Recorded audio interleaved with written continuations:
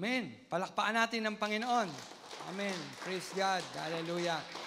Salamat po sa Panginoon sa panibagong araw na ipinagkaloob sa bawat isa sa atin. Salamat, nagbuhay pa tayo. Amen. Salamat sa hininga, Panginoon. Ganun din naman, kung tayo merong mga bagay na pinapasalamat sa Panginoon, no? Magagalak ang puso natin. Meron naman tayong mga kapatid na nagluluksa rin naman ngayon, no po. Namatay yung asawa ng Ate Remy. Makiluksa po tayo. Kanina nagkaroon po kami ng gawain doon sa St. Peter. Nandun po tayo, no po. Miligyan po natin ng pagpaparangal yung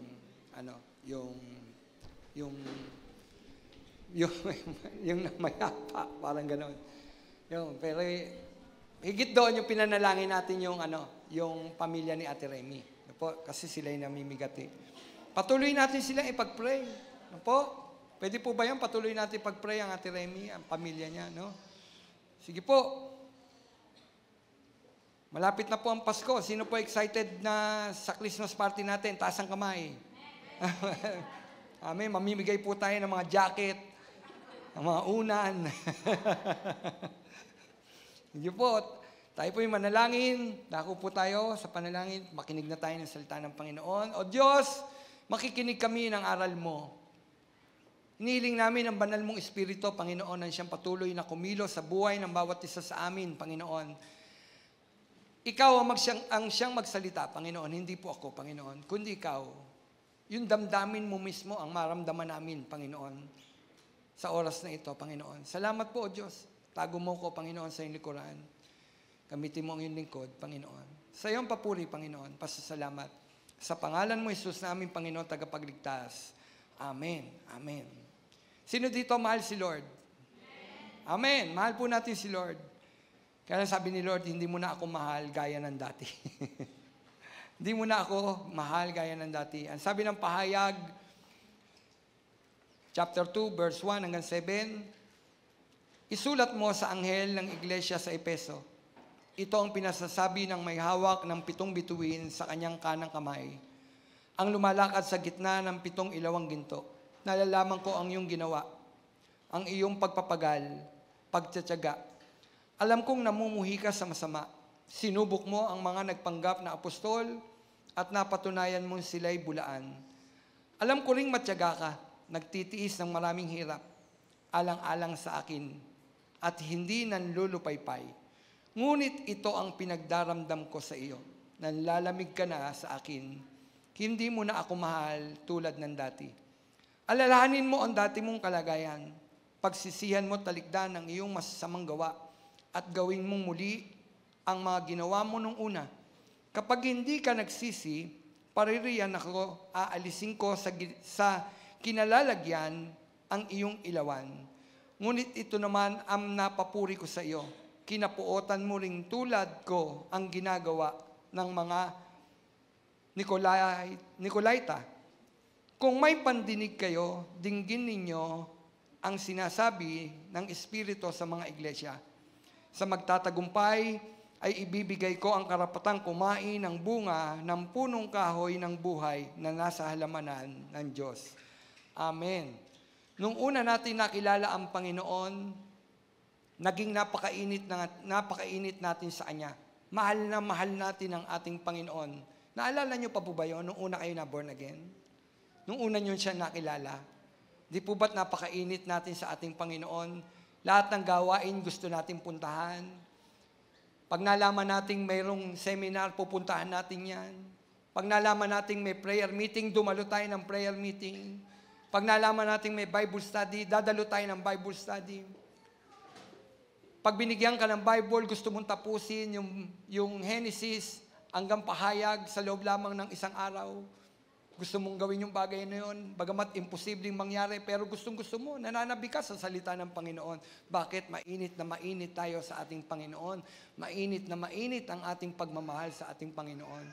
Pag may nalaman tayo nangangailangan, tumutulong kagad tayo sa ating mga kapwa. Kapag nasaktan ka, kahit tayo pa ang may katwiran, pinatatawad agad natin yung nagkasala sa atin. Bakit? Alang-alang sa Panginoon ang ating katwiran. alang-alang sa Panginoon, gagawin ko ang bagay na ito kasi mahal na mahal ko ang Panginoon. Ngunit dumating nung panahon, habang tumatagal tayo sa ating Panginoon, sa pagkakilala natin sa Panginoon, unti-unti nawawala yung init ng pananampalataya ng bawat isa sa atin, mga kapatid. Katotohanan po ba ito? Marami po bang mananampalataya ngayon ang dating mainit, ngayon ay malamig na sa Panginoon? Dating gustong-gusto ang gawain ng Panginoon. Kung saan mayroong gawain ng Panginoon, aktibong-aktibo, nakikita po natin. Ngayon, unti-unti, hindi na natin nakikita. Total, may online naman, pastor. Online na lang ako. Minsan kahit sa online, wala rin. Bakit kaya nangyayari ito sa panahon ngayon? Kasi nga, nanlalamig na ang pag-ibig ng maraming mananampalataya sa ating Panginoon. Kapatid, nawa hindi tayo kabilang sa mga mananampalatayang nanlalamig sa ating Panginoon. Amen? Ngayon, iba ba ito sa Panginoon? Kaiba ba? Hindi. Kasi noong pa man din, alam na ng Panginoon na nagaganap ito sa mga mananampalataya. Sabi ko, hindi ito iba sa ating Panginoon sapagkat ito rin ang sumbat ng Panginoong Hesus sa mga mananampalataya o sa iglesia sa Efeso. Dati silang napakainit sa Panginoong Hesus, mahal na mahal nila ang Panginoon, ngunit dumating sa mga mananampalataya sa Efeso na sila ay nanlamig sa Panginoon. Ang simbahang ito sa Efeso ay aktibo, ngunit nawala ng pag-ibig sa Panginoon.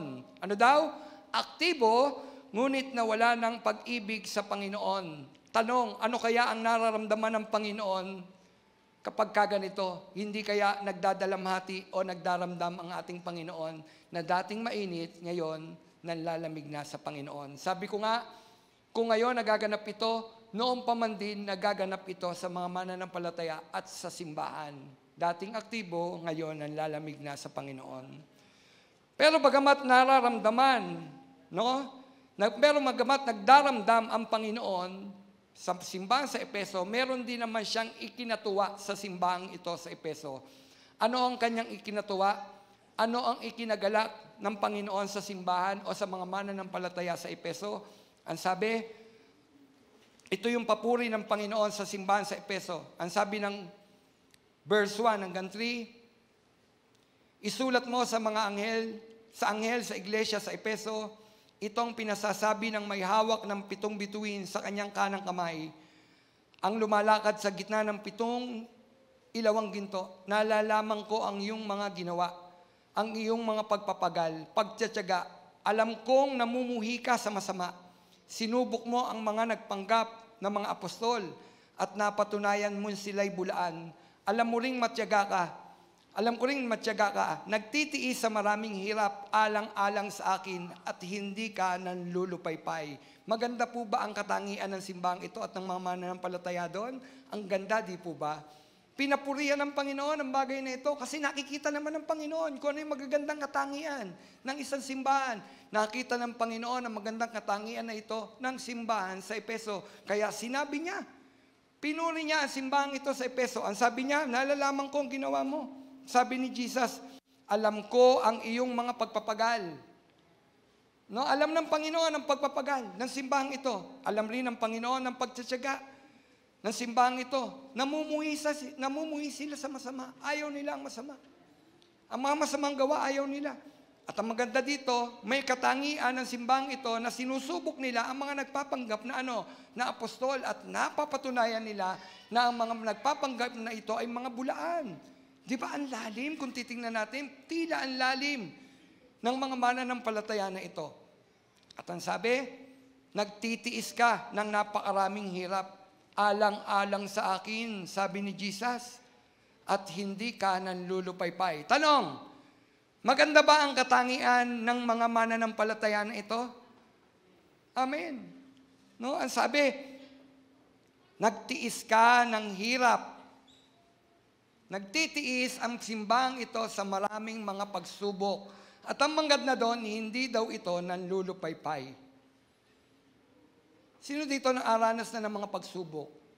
Pagkatapos nanlulupaypay, ayoko na sa Panginoon, ganyan lang pala ang pagsunod sa Panginoon, nanlulupaypay. Akala ko ba pagka sumunod tayo sa Panginoon, pagpapalain tayo ng Panginoon. Nanlulupay-pay. Pero ang simbahang ito, bagamat dumaan sila sa napakatinding pagsubok, hindi nanlupay-pay ang simbahang ito.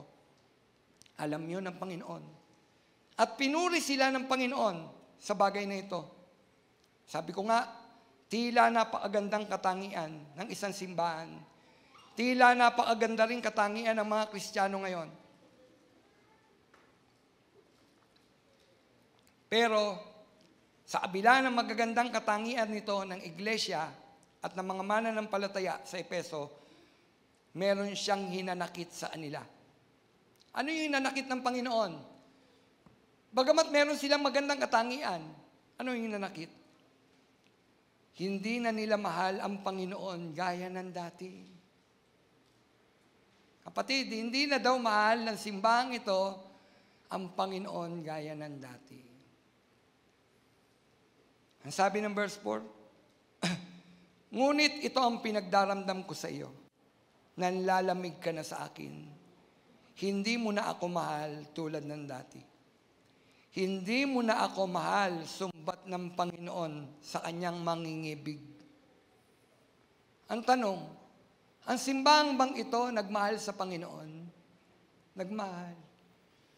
Kaya nga nagagawa nilang magtiis Hindi nanlulupaypay. Kahit anumang mga pagsubok ang dumarating sa buhay nila, nananatili silang matatag.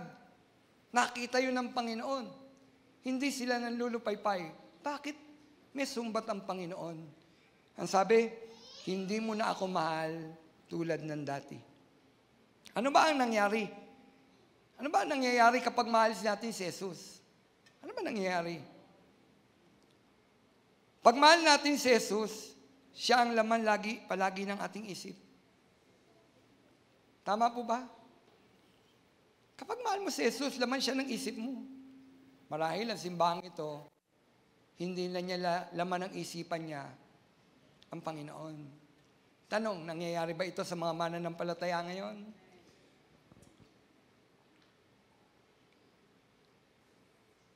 Kapag kinukulang tayo, kapatid, sino una mong naiisip? Si Lord. Kapag nananagana ka, sino una mong naiisip? Si Lord pa rin ba? Minsan tila hindi na. Madaling magpasalamat, madaling magmahalin ng Panginoon kapag tayo pinananagana ng Panginoon. Paano pagdating na hindi tayo pinahintulot ng Panginoon, hindi tayo managana? Kasi pinangako naman ng Panginoon yon. Dito sa mundong ito, daranas tayo ng mga iba't ibang mga kapigatian. Kapag dumadaan tayo sa kapigatian, kapatid, laman pa rin ba ng isip mo ang Panginoon? Marahil ang simbahang ito, nung una, laman ng isip nila ang Panginoon. Di ba pag nagmamahal, lagi laman ng isip mo, yung minamahal mo. Di po ba? Ano pa? Mahal natin siya, kaya gusto nating palaging naririnig yung patungkol sa Kanya, yung balita patungkol sa Panginoon, interesado tayo lagi doon. Kapatid, interesado ka pa ba sa Panginoon? Patungkol sa Panginoon, interesado ka pa ba? Puro ka na lang Bible? Puro ka na lang Word of God? Hindi pa tayo pwedeng mag-usap ng walang Word of God? Minsan chillax lang tayo. Chillax ba tawag doon? Puro ka Word of God. Nakaka-stress. Kapatid, kapag mahal mo ang Panginoon, hindi ka may stress sa Word of God. Kagalakan mo yung salita ng Panginoon. Kasi mahal mo siya Amen? Yan ang nagaganap kapag mahal mo ang Panginoon. Pinananabikan mo ang alin? Yung balita patungkol sa Panginoon. Yung katangian ng Panginoon, kapag may nag-share, halimbawa, pinagaling siya ng Panginoon, di ba katangian ng Panginoon, nagpapagaling. Na-amaze ka sa Panginoon, wow, praise the Lord, ang galing ng Panginoon, gumawa na naman ng himala. Di po ba? Di ba balita yung patungkol sa Panginoon? Ngayon, wala na, dead man na. Anong gustong-gusto ng tao ngayon? Maging mananampalataya. Balita patungkol sa Panginoon o balita patungkol sa showbiz? Anong gusto natin ngayon, mga kapatid? Showbiz? Sino dito umiyak nang maghiwalay yung kilalang magkatambal? Sino, mga kapatid? Apektado ka, hindi ka kumain.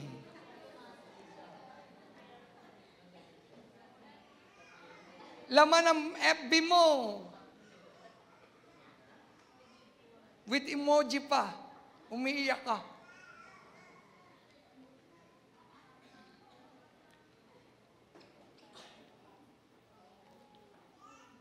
Pagmahal mo ang Panginoon, kapag mayroong balita patungkol sa Panginoon, gustong-gusto mo. Tama? Ano pa? Kapag mahal mo ang Panginoon, siyempre, binabasa natin ang kanyang mga salita. Sabi ko nga kanina, nung una nating makilala ang Panginoon, gusto mo tapusin sa isang araw, basahin ang Word of God. Kapatid, kamusta na ang Bible natin? Yung bang Bible nyo, kailan nyo binili yan? Mga kapatid, kailan nyo binili ang Bible nyo? Kapag yan mukha pa rin bago, nandiyan pa rin yung presyo, hindi nyo binabasa yan. Yan bang mga Biblia nyo, may mga sulat? Mga Word of God na nagrema sa inyo, tinatandaan ninyo. Binabasa pa ba natin ang Word of God? Patingin ng mga Bible nyo, huwag nyo na ilabas.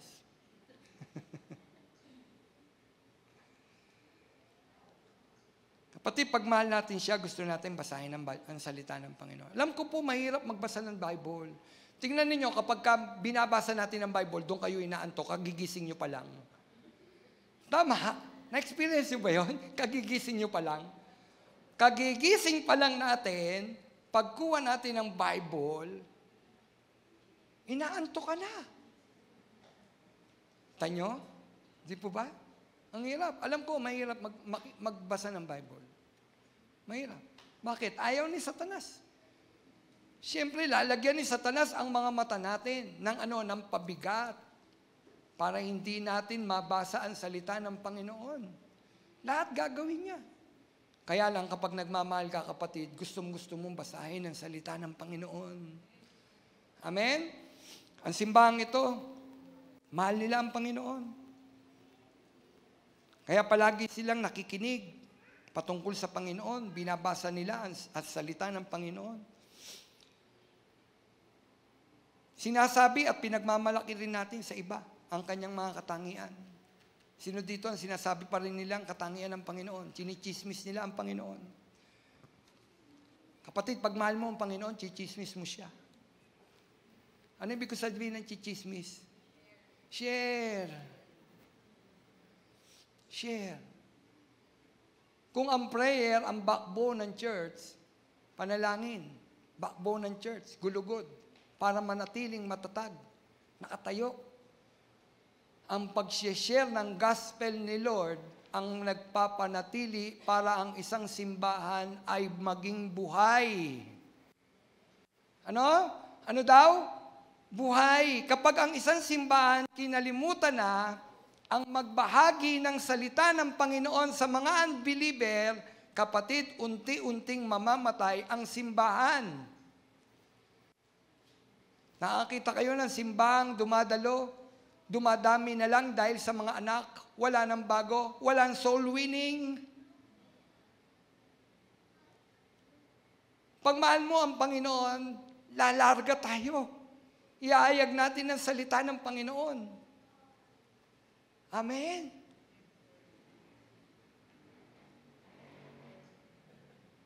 Ihayag natin. Noong linggo,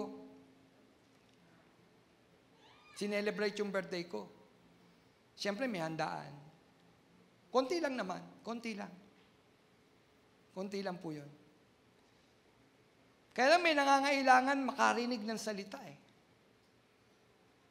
Sabi sa akin, Pastor, wag na po, kasi birthday niyo. Hindi po, pupunta po ako. Pupunta po ako.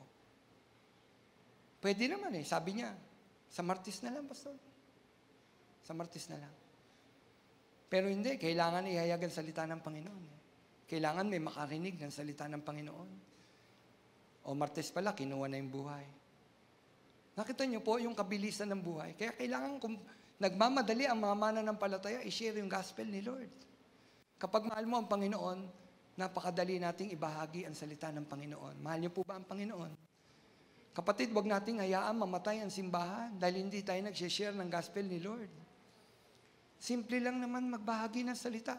Sabihin mo kung ano ang ginawa ng Panginoon sa buhay mo. Hindi mo kailangan ng napakaraming sitas ng Biblia para ibahagi si Lord. Ulitin ko, hindi mo kailangan ng napakaraming sitas ng Biblia para ibahagi si Lord. Ibahagi mo kung paano kang binago ng Panginoon. Yun ang pinakamagandang patotoo patungkol sa Panginoon. Alin, kung paano kang binago ng Panginoon, di po ba buhay kang patotoo na ang Diyos gumagawa ng himala sa buhay ng tao? Minsan pa nga, mas mahirap yung marami kang alam. Mas naaakuha ng mga hindi mananampalataya, yung mananampalataya na pinamumuhay niya ang salita ng Panginoon. Kahit hindi siya nagsasalita, nakikita sa buhay ng tao, tunay nga ang taong ito mananampalataya, pupunta ako kung saan siya naroon. Ano nangyayari sa taong ito? Dati siyang masama, ngayon bago na. Kasi buhay na patotoo.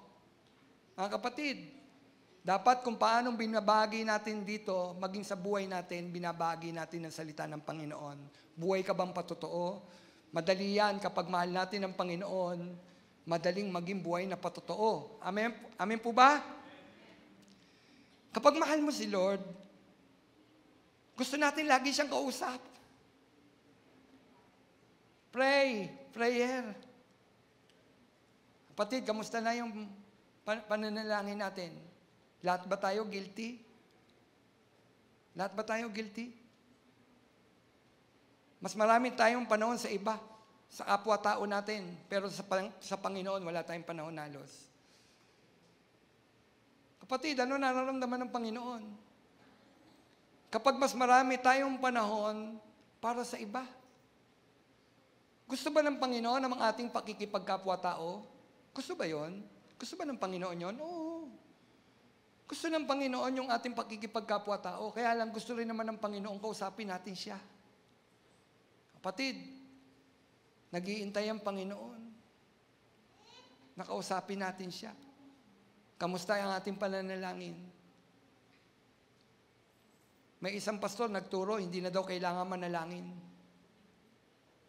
Kita nyo? Nasa huling araw na talaga. Hindi na daw kailangan mag-pray, hindi na kailangan mag-devotion. Hindi na daw kailangan magbasa ng Biblia. Kasi niligtas na tayo by grace. Totoo naman niligtas tayo ng Panginoon dahil sa biyaya niya. Kaya lang kailangan natin gawin. Paano natin mapapatunayan mahal natin ng Panginoon? Hindi magbasa ng kanyang love letter, ng kanyang salita. Kausapin natin siya. Meron ba nagmamahal na hindi kinakausap ang Panginoon? Meron bang nagmamahal na hindi kinakausap yung kanyang minamahal? Sino dito nagmamahal? Taas ang kamay. Nagmamahal po ba kayo? Sa inyong asawa, sa inyong kasintahan, nagmamahal po ba kayo? Tingnan niyo, nagmamahal ba kayo? Deadma kayo? Di po ba? Meron ba nagmamahal na deadmahan? Pag nagmamahal, kakausapin mo siya, kakausapin ka niya. Tama po ba? Ang nagmamahal, kasama mo siya at kasama ko rin siya. Kaya kaming dalawa ay laging magkasama.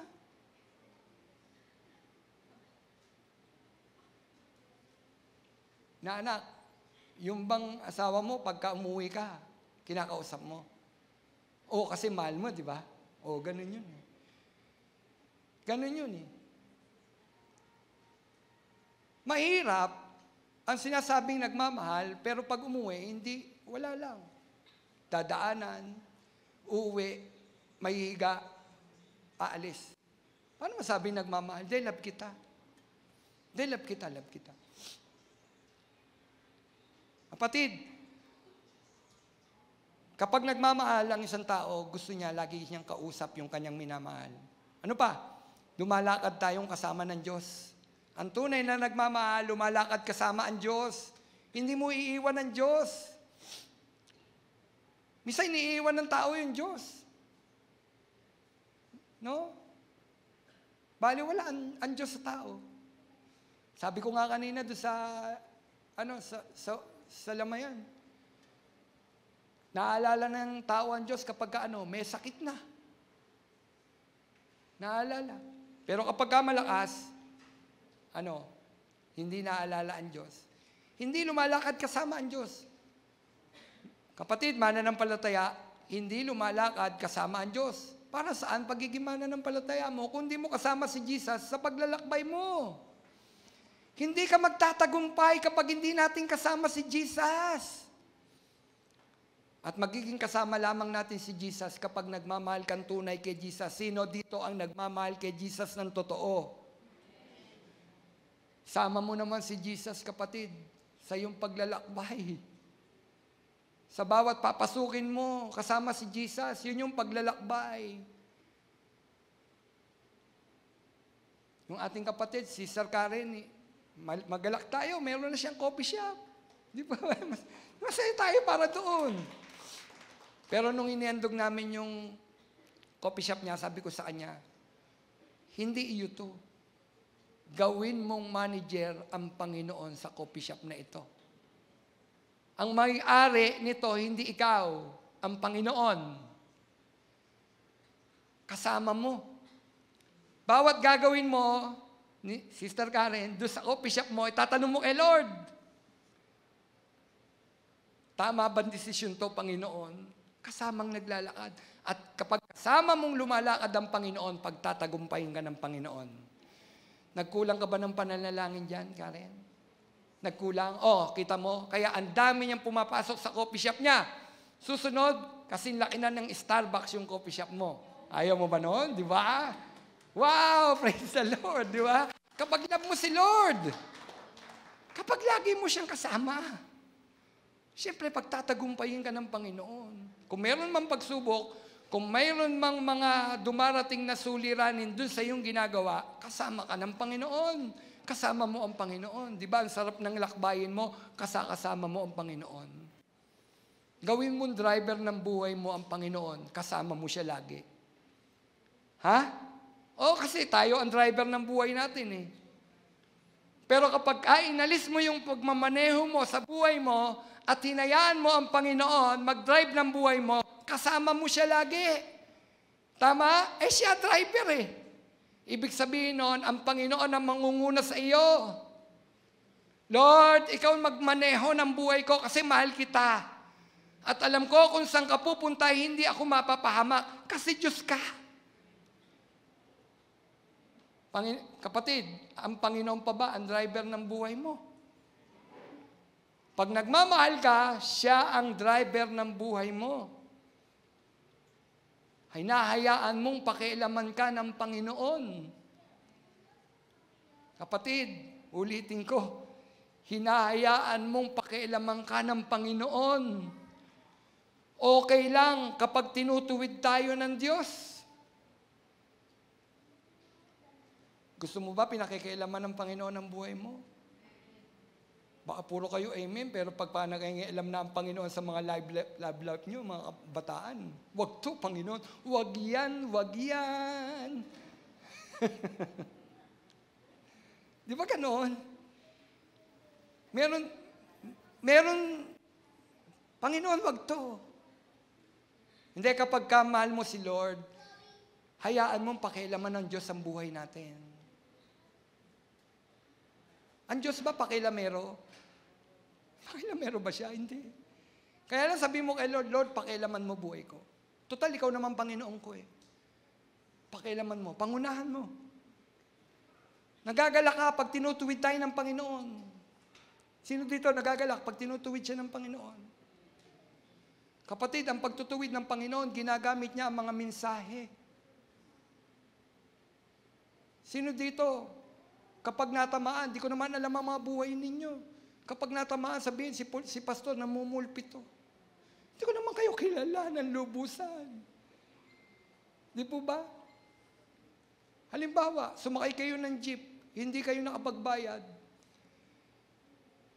Hindi kayo nakapagbayad, aksidente, hindi kayo nakapagbayad. Bigla nabanggit ko dito, kapag sasakay kayo ng jeep, magbabayad kayo, dapat matuwid kayo. Malaman ni pastor, namumulpito. Malamang nandun si pastor.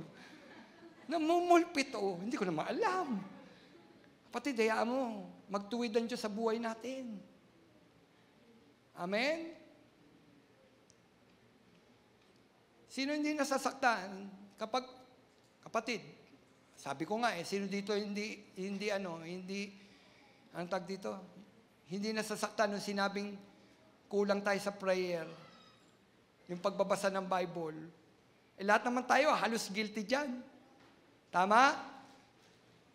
Di ba marami tayong panahon para sa iba, pero kay Lord wala tayong panahon.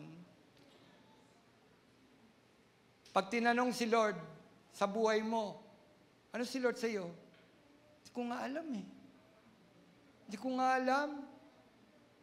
Pag tinanong si Daniel, tsaka si alam na alam mo, pati detalye eh.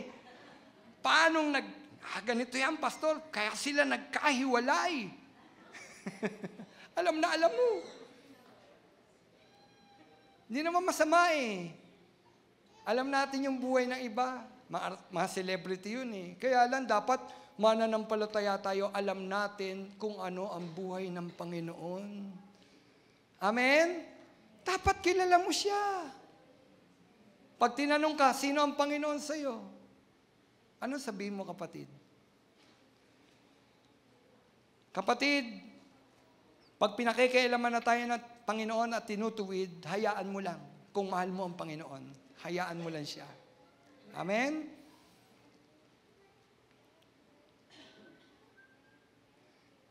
Kapag sinasabi na ng Panginoon, anak, tanggalin mo sa buhay mo ito. Dapat sagot mo, okay lang, Lord, kasi love kita. Ano daw? Kapag sinabi ni Lord, tanggalin mo sa buhay mo ito, dapat sasabihin mo, Lord, okay lang, kasi love kita. Kapag nanlalamig na ang pag-ibig ng marami sa Panginoon, no, lahat ng nabanggit kaninang katangian, wala na yon. Hindi na tayo nagbabasa. Diba? Dati basa tayo ng Bible. Pray tayo ng pray. Gusto natin nasa gawain ng Panginoon. Pag nanlalamig na, lahat yun nawala na. Lahat ng nabanggit, wala na.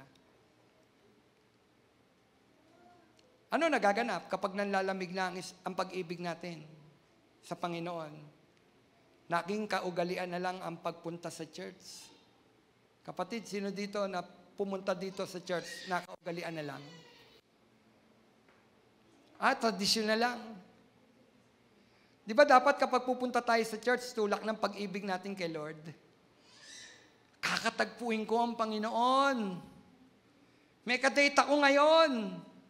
Ang kadate natin, Panginoon. Amen? At dapat, kapag gano'n, nananabik ka.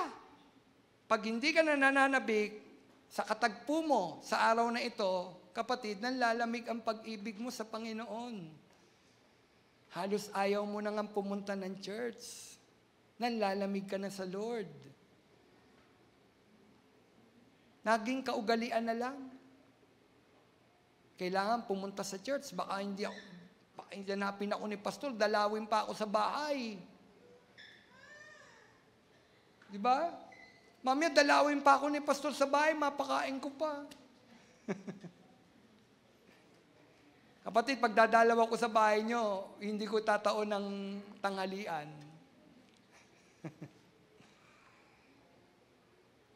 Kapag nanlalamig na tayo, nakaugalian na lang ang pumunta sa simbahan. Kapag nanlalamig na tayo, yung love letter ni Lord, yung Bible, baliwala na. Sabi ko nga kanina, yung mga Bible natin, baka mamaya, bagong-bago pa rin. 10 taon mo nang binili, bagong-bago pa rin. Sabi sa akin ni Gabo, pa, bumili ka naman ng bagong Bible. Tingnan mo naman yung Bible mo. Pag nakita niyo po ito, maraming sulat to. Maraming sulat. At meron rin ako sinusulat dito, pagka nagpe-pray ako, yung sinasabi ni Lord. Diyan ko'y sinusulat. Ba't sa Bible, Pastor? Pwede naman sa iba. Hindi, kasi pagtangan mo yan, mapagkita mo, ay, pangako to ni Lord. Di po ba? Kapatid, love letter ni Lord to. Basahin natin. Meron nga isang pastor, nagsabi, ang kaalaga ng Bible, kapag ka wala kang Bible, benta mo ang bahay mo.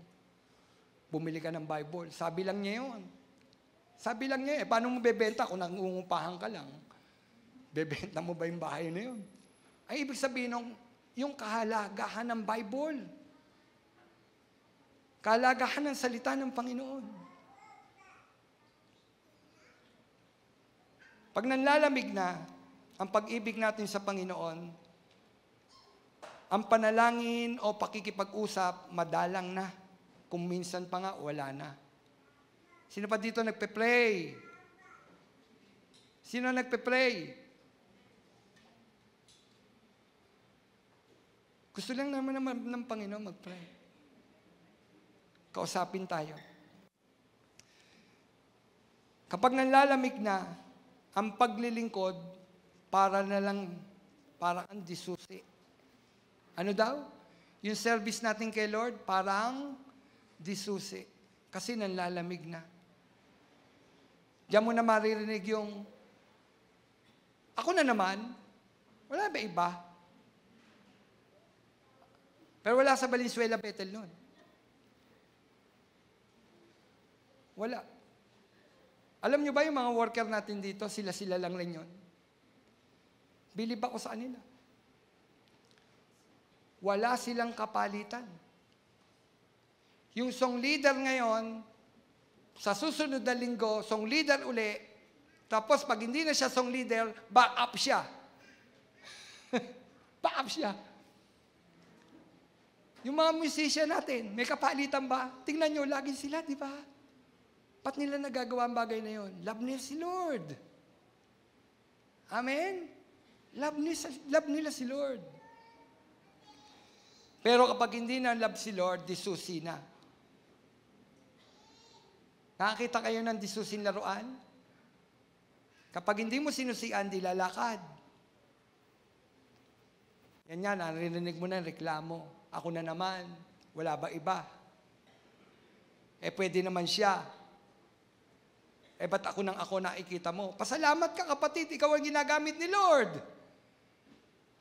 Ulitin ko, pasalamat ka pag ginagamit ka ni Lord. Gusto mo ba nasa istante ka, mamahalin? Di ba? O gusto mo, ginagamit ka ni Lord? Kapatid, pasalamat ka pag ginagamit ka ng Panginoon. May kwento dyan. May kwento dyan. Mga puno na nagmamalakihan. Sabi nung isang puno, ako, pangarap ko, pag pinutol na ako, maging isang bahagi ako ng isang pyesa pyesa, dun sa isang kahariang napakalaki. Yan ang pangarap niya. Tapos tinanong uli, yung isa. Ikaw, anong pangarap mo? Ako gusto ko, pag pinutol na ako, maging upuan ako ng hari. Tapos sinamak nila yung isa. Ikaw, anong pangarap mo? Wala ka namang pangarap. Sabi nung isa. Wala ka naman. Hindi ka magiging bahagi ng upuan ng hari kasi hindi ka naman nara. Hindi ka mamahaling kahoy. Sabi, hindi ka mamahaling kahoy. Nangyari, pinutol yun. Pinutol. Nangyari. Yung isa nilagay doon sa mamahaling palasyo. Yung isa naging upuan ng hari. Yung isa naman na hinahamak nila, doon ipinako ang hari ng mga hari. Doon sa kahoy na yon, doon ipinako ang hari ng mga hari. Sino sa kanila yung pinakadakila? Di po ba? Kaya pag gagamitin ka ni Lord, paggamit ka lang kay Lord. Huwag ka na mangarap ng gusto ko ganito ako sa church. Gusto ko maging upuan ng hari sa mundong ito. Gusto ko kilalanin ako.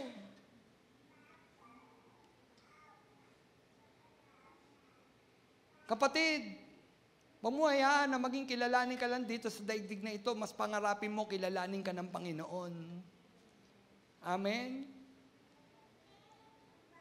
Huwag ka na mangarap pa ng pagkalaki-laki sa mundong ito.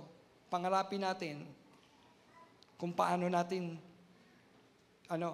yung bang paglilingkod natin kay Lord, lahat ng the best para kay Lord, ibibigay ko kasi love ko siya. Amen? Kahit tama ka, kahit nilalait ka ng iba, katulad ng puno na isa, nilalait ng isa, ng dalawa, kasi hindi mamamahalin. Pero sa kanya ipinako ang hari ng mga hari. Kapatid, paggamit ka lang kay Lord. Sabihin mo kay Lord, Panginoon, gamitin mo ako. Pag hindi ka na nagmamahal sa Panginoon, lahat ng passion, lahat ng pagmamahal mo sa Panginoon, wala na. Wala na. Kasi hindi mo na love si Lord. Hindi mo na ipinagmamalaki si Lord. Sino doon? Sineshare pa si Lord. Share natin si Lord. Pwede po ba ibalik natin yung init ng pag-share ng gospel ng church na ito? Pwede po ba yung magsama-sama tayo? Share natin ang Panginoon. Hindi para makilala tayo, kundi para makilala ang Panginoon. Amen? Noon napigilan tayo ng pandemic. Pero tapos na, wala ng pandemic. Hayo uli. Ipahayag natin ang Panginoon. Ipadama natin uli sa Panginoon, na mahal natin ang Panginoon. Di ba yung Facebook may mga memory? Pag pindot ko ng memory, lumabas doon yung mga kabataan, nagbabahay-bahay. Sabi ko, Panginoon, balik mo to. Balik mo sa amin to. Nagbabahay-bahay. Pag nakasalubong, kahit yun sa mga solbitero, sinesira, nandoon, may picture. Balik mo, Panginoon. Kapatid, magagawa natin ang bagay na ito kapag mahal natin ng Panginoon. Kapag hindi na natin love si Lord, yan, nangyayari. Nawawala yung passion natin para i-share si Lord. Yan ang nagaganap sa simbahan sa Efeso. Mainit na nagmahal sa Panginoon noong una. Habang tumatagal, nanlalamig ang pag-ibig sa Panginoong Hesus. At ganyan din ngayon. Ang tanong, may pag-asa pa ba? May pag-asa pa bang mabalik ang init ng ating pag-ibig sa Panginoon, mga kapatid? Meron pa po bang pag-asa? Ang tanong, nanlalamig ba tayo? May pag-asa po, mga kapatid. May pag-asa kay Kristo. Dahil si Kristo ang sagot. Amen? Ano ang gamot? Sabi ng Panginoon. Kasi may sakit nanlalamig. No? Nanlalamig ka na. May sakit. Ang gamot sa mga nanlalamig sa Panginoon ay eto, sa verse 5a. Alalahanin mo ang dati mong kalagayan, ang sabi. Pagsisiyan mo at talikdan ang iyong masasamang gawa. At gawin mong muli ang ginawa mo nung una. Anong sabi? Gawin mong muli ang ginawa mo nung una. Nung una, yung pag-share natin, mainit na mainit tayo. Sabi doon sa memory, lumabas. Nag-share ng gospel. Ano sabi? Gawin mo uli yung ginawa mo nung una. Ang sabi, alalahanin mo ang dati mong kalagayan. Kapatid, alalahanin daw ang dating kalagayan.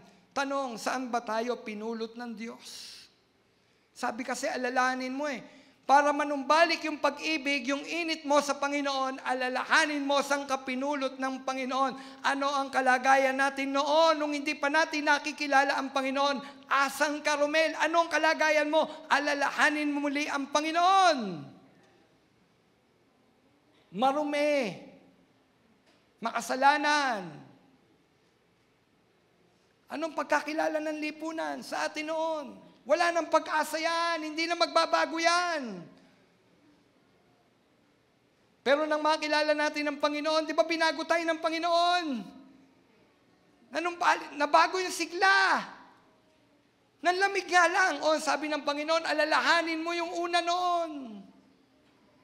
Kung paano mong minahal ang Panginoon, saan tayo pinulot ng Panginoon, alalahanin natin yon. Kapatid, saan ka pinulot ng Panginoon? Saan tayo? Lahat tayo. Sa dumi. Walang pwedeng magsabing hindi tayo pinulot sa dumi ng Panginoon dahil lahat tayo nadumihan dahil sa kasalanan. Dahil sa ugnayan natin kay Adan, lahat may kasalanan. Kapatid, lahat ba tayo nagkasala? Anong buhay mo noon? O ngayon, pabalik mo, anong buhay ko noon? Anong buhay ko noon? Ibalik mo. Sabi, saan tayo pinulot ng Diyos? Di ba dati tayong mga alipin ni Satanas? Kapatid, dati tayong mga alipin ni Satanas. Ano yung ibig sabihin ng alipin ni Satanas? Kung ano yung gusto ni Satanas, ginagawa mo. Kasi alipin. Pero dati yun. Ngayon ang lalamig. O dati, isipin mo, dati kung alipin ni Satanas, hindi na kailangan muli maging alipin ako ni Satanas. Bibigyan na naman ako ng kabigatan ni Satanas. Di ba yun ang ginagawa ni Satanas? Gusto ba natin bigyan na naman ng mabigat na buhay ang bawat isa sa atin ni Satanas? Di ba pinalaya na tayo ng Panginoon? Kapatid, ang tanong, pinalaya ka na ba ng Panginoon? Yung bang kadenang tinali sa iyo ni Satanas, tinanggal na ng Panginoon. Malaya ka na ba dyan? My chains are gone, I've been set free. My God, my Savior has ransomed me.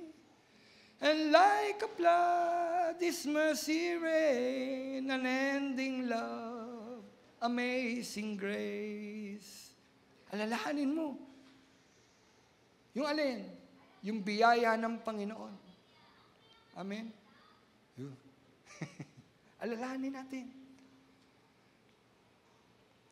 Dati kang alipin ni Satanas, pero pinalaya ka na ng Panginoon. Sino dito pinalaya na ng Panginoon? Praise God. Malaya na ako, Panginoon. At ayoko na maging alipin muli ni Satanas. Amen? Sabi, may gamot. Alalahanin, repent. Ano daw? Alalahanin kung saan ka pinulot ng Panginoon, dati kong marumi, dati kong makasalanan, problema ako ng lipunan, inaalala mo yun. Dati marami kong asawa. Di ba? Alalahanin mo yun. Nang makilala ko ang Panginoon, binago na niya ako, alalahanin mo yun. Tapos ang sabi, repent. Repent. Magsisi. Iwan ang masamang gawa. Sabi ng Panginoon, may pag-asa pala sa mga taong nanlalamig, sa iglesyang nanlalamig. Ano daw? Repent. Pwede po ba ang simbahan natin mag-repent kay Lord? Ulitin ko. Baka naman ang simbahan natin may sumbat si Lord. Ang galing-galing nyo. 3 pa camera nyo. Diba? Romel, Puro palabas ba yan, Romel? Baka naman mamaya may sumbat si Lord.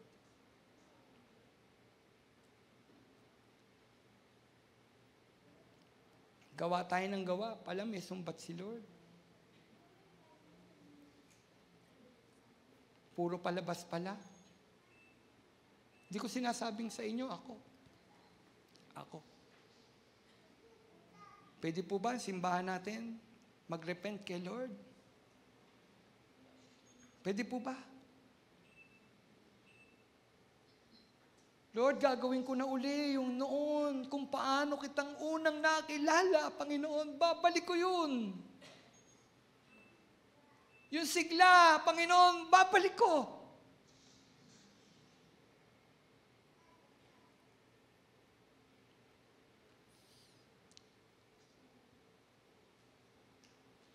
Ito ang panawagan ng Diyos sa bawat isa sa atin. Repent, tsaka return. Repent, return.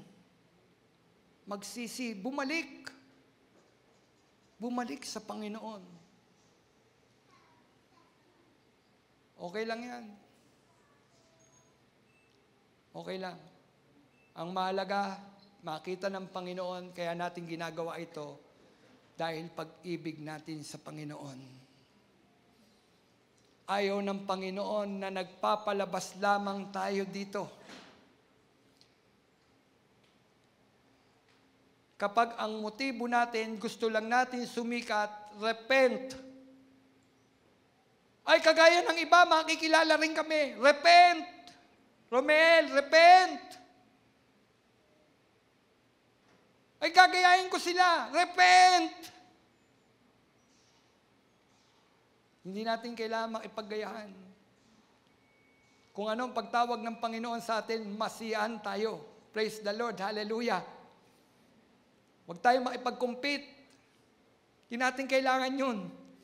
Gusto ng Panginoon, ang puso natin, pusong nagmamahal sa Panginoon.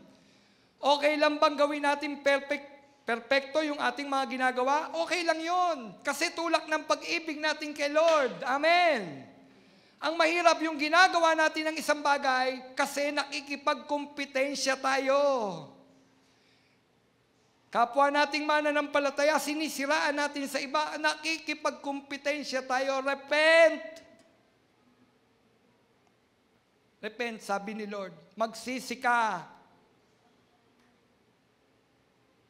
Kapatid, bawat isa sa atin may kanya-kanyang katangian. Ang church na ito, merong katangian. Amen? Masiyahan tayo kung ano yung katangian na yun na binigay sa atin ng Panginoon. Amen? Repent. Balik kay Lord. Ngayon, kapag nag-repent tayo, bumalik kay Lord. Kasi naano natin, Lord, nanlalamig na kami. Nanlalamig na kami, hindi na kami kagaya noon. Hindi na kami nagpe-pray, hindi na kami nagbabasa ng Bible, wala na kaming devotion, Panginoon. Tapos nagrepent tayo kay Lord. Ang tanong, mayroon bang kantimpala kapag tayo nagrepent at nagbalik sa Panginoon? Mayroon. Ang sabi ng verse 7b, sa magtatagumpay, ibibigay ko ang karapatang kumain ng bunga ng punong kahoy ng buhay na nasa halamanan ng Diyos. Hallelujah! Di ba yun ang iniintay natin? Yung buhay na walang hanggan na ipinagkaloob sa atin ng Panginoon. Sino dito gustong makakain ng bunga ng punong kahoy ng buhay na nasa halamanan ng Panginoon? Sino? Ibalik natin yung nawalang pag-ibig natin sa Panginoon. Kapatid, nanlalamig na ba tayo sa Panginoon? Ngayong araw na ito, suriin natin ang pag-ibig natin sa Panginoon. Nanlalamig ka na ba? Hindi ka na ba mainit gaya ng dati? Hindi mo na ba ako mahal, Romel, gaya ng dati? Sabi ni Lord, Nak, balik mo yung dati. Magagawa ba natin ibalik yung dati? Sa tulong ng Panginoon, magagawang bumalik sa dati. Amen? Gusto ba natin magtagumpay ang church na ito sa tawag ng Diyos sa atin? Hingi tayong tulong kay Lord. Lord, nagsisisi po kami, nagkulang po kami ng pag-abot sa aming kapwa. Lord, ngayon aabot na po kami. Pwede po ba yung umabot tayong muli? Pasiglahin natin muli. Pwede po ba? Sa mga senior, pasiglahin natin uli. Natatandaan nyo yung sinabi ni namayapa nating kapatid, si Nanay Bering. Kung paano niyang pinag-iisipan kahit sa payak niyang paraan, magawa niya ma-share ang gospel sa mga senior citizen. Darating si Mayor. Nanay Gina, natandaan niyo yun? Yung panawagan, darating si Mayor. Hindi dumating si Mayor, ang dumating si Pastor, nag-share ng gospel. Passion. Nanay Bering noon. Ngayon, tinawag na siyang muwi ni Lord. Pwede po ba? Balik natin yun. Kabataan, balik natin. Sa mga kalalakihan, ibalik natin. Ngayon, merong mga kalalakihan, ibalik ang bagsik. Pinuntahan sa Baguio, ibalik ang bagsik. Mga kalalakihan, ibalik rin natin yung bagsik. Hindi pakipagsuntukan. Bagsik, init ng pananampalataya natin sa Panginoon. Pwede po ba ang church na ito makilala tayo sa init, pag-ibig natin sa Panginoon? Amen. Gusto ba natin yon? Amen. Tayo po'y tumayo.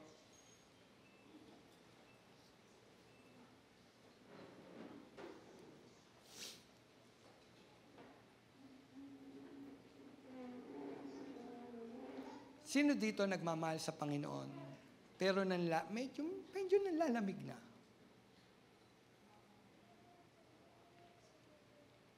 Parang ayaw na dumalo. Disusi na lang. Di ba nararamdaman minsan natin yun? Lahat tayo. Lahat. Lapit tayo kay Lord. Pwede po ba lapit tayo kay Lord? Lapit tayo kay Lord. Sabihin natin, Lord, pag-alabin mong muli. Ayun pag-alabin yung mga puso natin. Pag-alabin mong muli yung pag-ibig namin sa iyo, Panginoon. At kapag nag-alab yung pag-ibig natin kay Lord, tutulak ng pag-ibig natin sa Diyos ang pagdarasal, ang pagbabasa ng Biblia, ang pagbabahagi ng salita ng Panginoon. Hindi tayo mga Kristiyanong disusi. Mahal mo kasi si Lord. Amen?